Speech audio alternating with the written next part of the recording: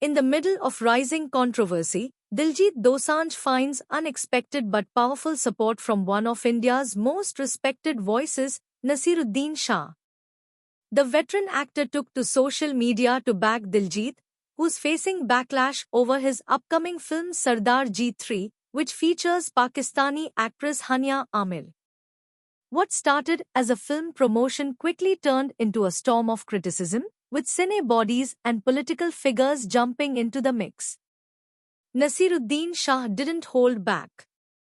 In a bold statement, he said he firmly stands with Diljit. He pointed fingers directly at what he called the dirty tricks department of political powers, suggesting they've been waiting for an excuse to target the popular actor-singer. According to Shah, Diljit wasn't responsible for the casting, that was the director's call. But because Diljit is a global name, the outrage is conveniently directed at him. In his message, Shah exposed what he believes is the real agenda: to stop people-to-people relationships between Indians and Pakistanis.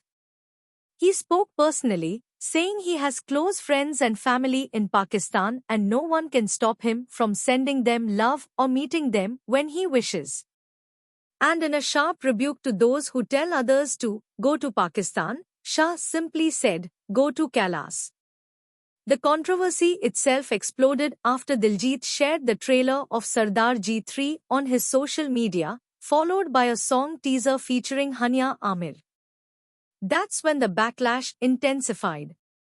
Cine bodies like Ekwa and Faiz not only condemned the film, but even wrote to the Prime Minister and Home Minister, urging them to take strict action.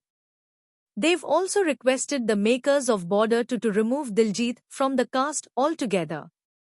Speaking to the BBC Asian network, Diljit explained that he signed the film back in February, long before the recent Pahalgam attack that's reignited tensions. He said the producers had already invested heavily in the project and made the decision to release the film outside India. As the face of the film, he felt it was his duty to support them. So now the question is, should art and entertainment suffer because of political tensions? Or is it possible to separate creativity from controversy?